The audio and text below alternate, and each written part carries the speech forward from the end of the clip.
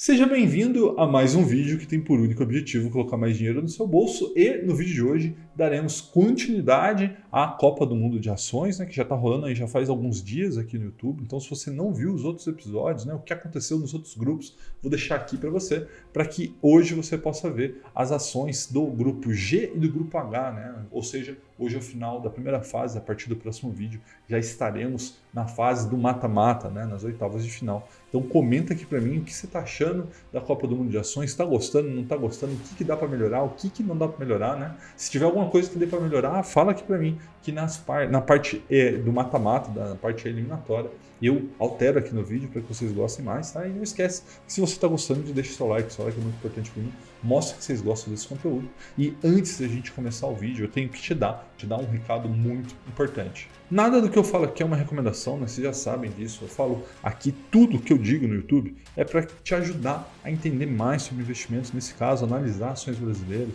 segundo aí critérios fundamentalistas, sempre para fins didáticos, né? Eu quero que vocês aprendam e, obviamente, estamos aproveitando aqui o clima de Copa para aprender mais sobre ações. Então, vamos para os embates, né? Os últimos embates da primeira fase entre o grupo G e o grupo H, tá? Utilizando o Stocks Invest, que é uma ferramenta gratuita para análise fundamentalista, né? Se você não utilizou, você vai ver agora como que eu estou utilizando, né? Lembrando que já aconteceram vários embates, mas o último vídeo que eu fiz foi entre o grupo E e F, que teve desclassificação de cabeça de chave, tá? Vou deixar aqui para você esse vídeo para que você possa ver, tá? Então vamos lá, vamos começar os jogos de hoje da Copa do Mundo de Ações.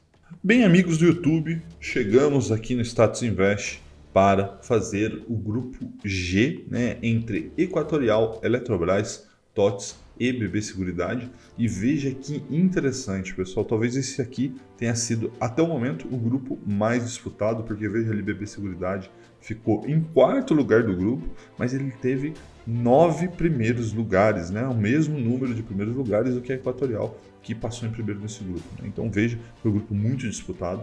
A Eletrobras, que era cabeça de chave, ficou em segundo.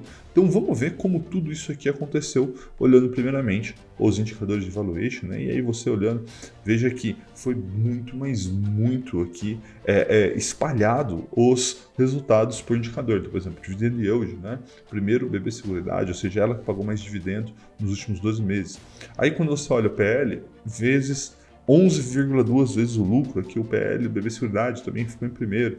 Mas aí como você olha, por exemplo, preço EBITDA, preço EBIT, PSR, preço sobre capital de giro, Equatorial ficou em primeiro, e aqui ó, a Eletrobras ficou em segundo, ficou em primeiro, ficou em terceiro, enfim. Então veja que em questões de valuation, tem aqui para todos os gostos, né? Mas basicamente a gente vê BB Seguridade e Equatorial num preço mais descontado, e Eletrobras e TOTS um preço que nem tão bom assim, por isso que eles não conseguiram ir bem na parte de valuation. Aí quando a gente olha indicadores de eficiência, mostra aqui um problema que existe no BB Seguridade, né? Rafael, que problema é que é esse? Basicamente, eles não divulgam alguns dados, né, para a gente saber, por exemplo, as suas receitas, e aí a partir da receita vocês têm margem bruta, margem líquida, e aí eles meio que foram desclassificados aqui, né, se você for ver, ó, porque não tem esse resultado aqui, e que acabou penalizando eles, né? Então veja que talvez se BB Seguridade tivesse maior transparência com o seu acionista, ela poderia ter seguido melhor aqui na nossa disputa, mas vai ser não desclassificada, né? Mas enfim, por falta desses dados, ela acabou ficando em último, né? E veja que os indicadores de eficiência da BB Seguridade, por conta da característica do seu negócio, tendem a ser melhor até mesmo do que aquelas que está passando na Eletrobras Equatorial, né? Mas enfim, então olhando aqui dos dados disponíveis, que nos indicadores de eficiência, em primeiro ficou a Eletrobras, mesmo sendo uma estatal, né, mostrando que não é porque é uma estatal que não pode ter uma boa gestão, e ficou em segundo e terceiro aqui disputado entre TOTS e Equatorial, então eficiência também ficou bastante disputado. Já nos indicadores de endividamento, a gente tem uma vantagem aqui para TOTS, né? Veja que a dívida líquida é negativa, né? O que quer dizer que eles não têm dívida, na realidade eles têm mais caixa do que dívida, fazendo com que esse indicador fique negativo.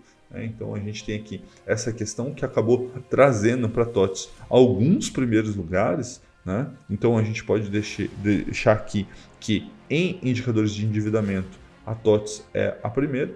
E quando a gente olha os indicadores de rentabilidade, a gente vê que B3 ficou, na realidade B3 não, a BBSE3, né, no caso BB Seguridade, ficou em primeiro nos de ROI e ROA, e em ROIC e giro de ativos tivemos aqui a Equatorial, né?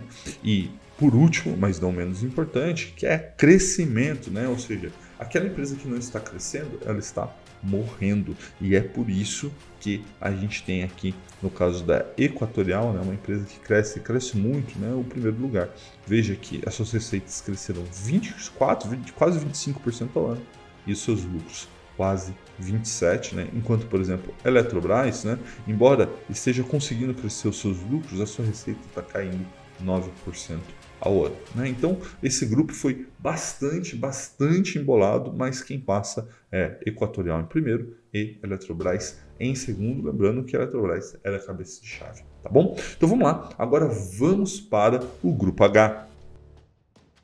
E bom, pessoal, chegamos aqui ao grupo H e vocês já viram que deu zebra total aqui, né? Esse é um grupo onde o cabeça de chave era a VEG, a queridinha dos buy and holders, e veja que ela nem se classificou, ficou em terceiro lugar contra aí o primeiro lugar surpreendente da PetroRio, Prio 3, né? Uma empresa que vem crescendo muito nos últimos anos, a gente vai falar um pouco sobre isso aqui agora, e Cosan, né, que também vem crescendo bastante, inclusive comprou um pedaço da Vale recentemente, né? Então ficou aqui PetroRio, Cosan, VEG e Açaí, coitadinha da Açaí, né? O varejo sempre apanhou muito nesse grupo, e vamos ver como que isso aconteceu, né? Como que PetroRio ficou em primeiro nesse grupo aqui com os gigantes, né, de Cosan e VEG, né? Inclusive tirando o VEG da disputa.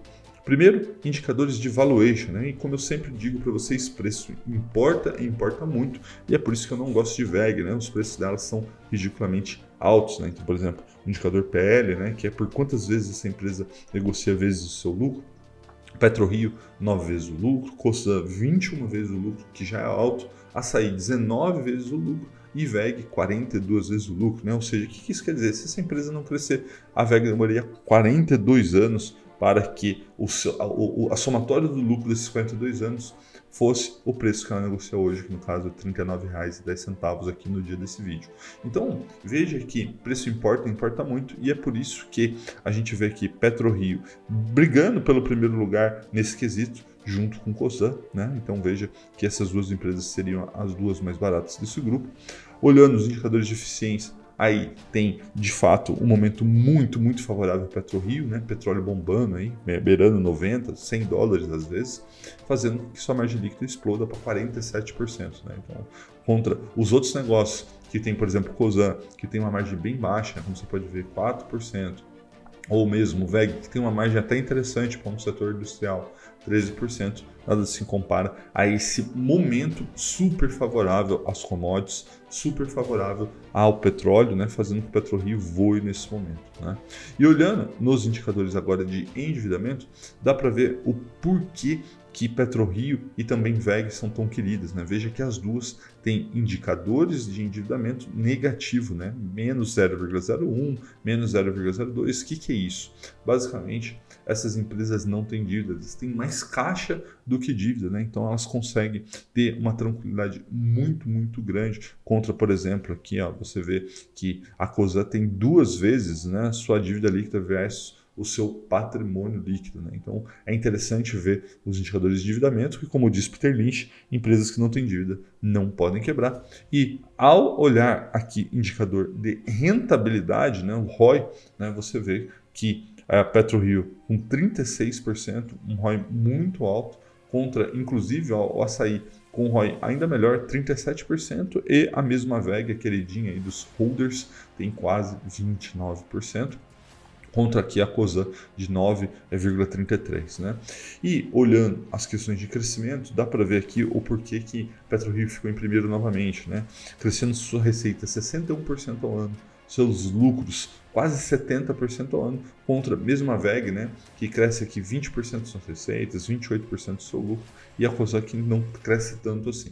Então veja que a PetroRio, essa pequena gigante, passou o carro aqui no grupo, conseguiu se classificar, deixando as gigantes Cosan e VEG para trás, tá? Então vamos ver agora como que ficou as oitavas de final entre o grupo G e o grupo H. No grupo G, a Equatorial ficou em primeiro lugar, desbancando a favorita Eletrobras, né, que era a cabeça de chave, ficou em segundo, mas conseguiu passar, então tá bom, né?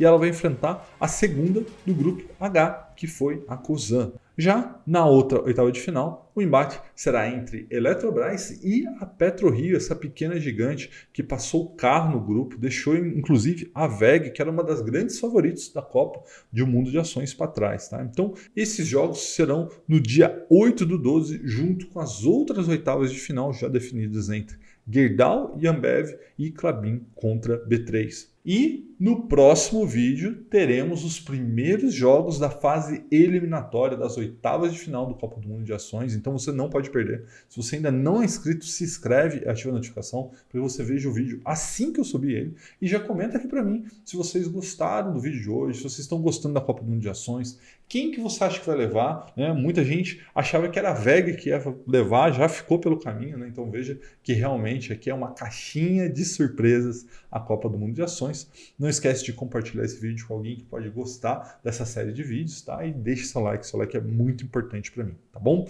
Um forte abraço e até a próxima!